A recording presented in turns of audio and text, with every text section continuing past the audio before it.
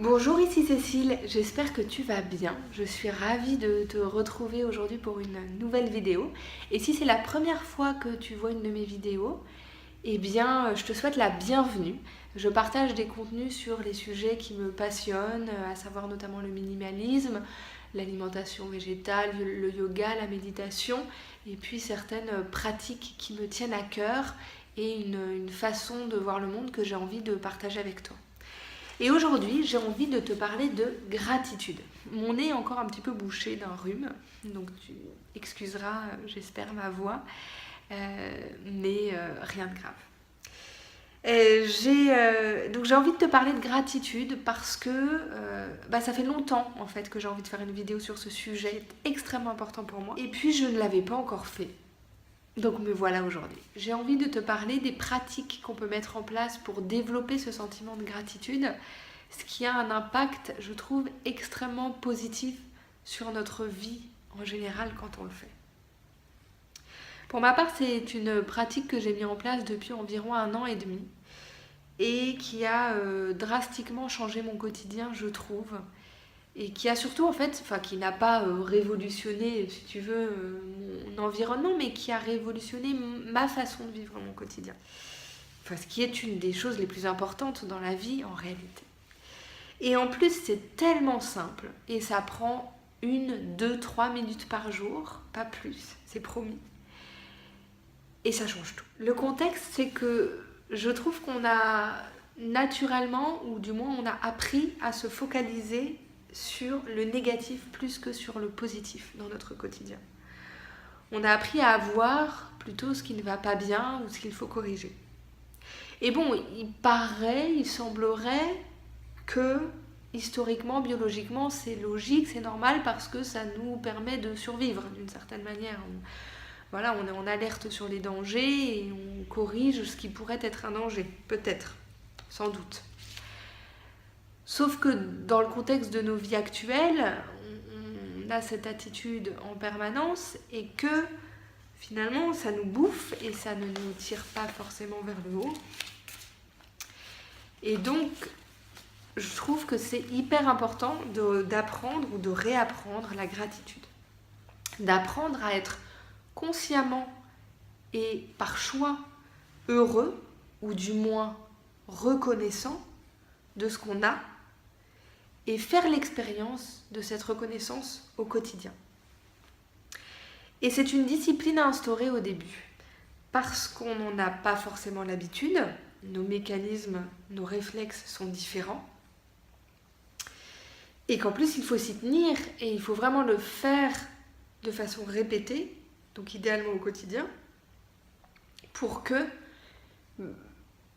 voir des changements, pour que l'habitude s'instaure et qu'on commence vraiment à changer notre perception, notre point de vue sur ce qui nous entoure. Personnellement, ça a beaucoup élevé mon niveau de bien-être et j'oserais même dire de bonheur. Ça m'aide aussi à être plus présente dans mon quotidien et plus attentive à ce qui se passe autour de moi de positif. Bon, il y a plein de méthodes en réalité pour exprimer sa gratitude ou pour développer ce sentiment de gratitude déjà. Moi j'en ai testé 2, donc je vais te parler de ces 2 méthodes-là. Et puis peut-être que ça pourra te donner envie de tester l'une des 2 ou de faire un mélange des 2 ou de tester toute autre chose. Mais c'est vraiment, je crois, essentiel de développer ce sentiment et cette perspective sur le monde. Alors la première méthode que j'ai testée initialement, c'est une méthode écrite. Et c'est-à-dire que chaque matin, je faisais une petite liste, tu vois, sur un cahier, des choses de la veille pour lesquelles j'éprouvais de la gratitude. Alors au début, bien évidemment, je savais... Enfin, bien évidemment, compte tenu de mes anciens réflexes, je ne savais pas forcément quoi écrire. Je veux dire, j'avais pas gagné 1 million d'euros au loto ou ailleurs d'ailleurs. Tu vois, il s'était pas forcément passé de choses gigantesques. J'avais pas été transformée dans la nuit ou tu vois, rien n'avait changé finalement. Et puis en plus, je trouvais ça difficile parce que j'avais cette espèce de pas d'angoisse de la page blanche, mais tu sais, l'idée que tu as, oui, c'est ça un peu, tu as ta page blanche et il faut que tu trouves un truc à écrire, quoi. Mais ça m'a permis de mettre la machine en route et d'apprendre à identifier les choses du quotidien pour lesquelles, oui, je pouvais être reconnaissante. Un coup de fil à un ami, un bon repas, un film que j'avais vu, un rayon de soleil le matin, un câlin aux enfants, enfin, les choses de la vie. Parce que, ouais, si t'attends de gagner 1 million d'euros ou d'avoir un truc complètement improbable qui te tombe dessus pour éprouver de la gratitude, c'est sûr que c'est compliqué de trouver l'harmonie et le bonheur d'une certaine manière. Et puis en plus, il ne faut pas oublier que derrière, ça ne te rendrait même pas spécialement heureux. Enfin, oui, t'éprouverais sans doute de la joie pendant une courte durée, mais en réalité, c'est pas ça, le bonheur et l'harmonie dans la vie. Donc au début, il faut vraiment se forcer pour voir les choses avec gratitude et avec reconnaissance, je trouve. Voilà, être vivant tout simplement. Tu sais, si tu sais pas quoi mettre au début, rien qu'être vivant aujourd'hui et s'être réveillé ce matin, c'est déjà un miracle en soi et c'est une nouvelle opportunité de commencer à améliorer la vie et à être un peu plus heureux à chaque instant. Donc, tu vois, on peut être reconnaissant de tout un tas de choses. Avoir des gens à aimer autour de toi, avoir trouvé une solution à une situation en cours, avoir une conversation intéressante, avoir appris quelque chose, avoir vécu un échec qui te fait grandir. Il y a plein de choses. Voilà, donc c'est comme ça que j'ai commencé, un peu en me forçant et en trouvant des choses chaque jour. Et ça pouvait être un peu la même chose tous les jours. Mais ça a créé cet automatisme.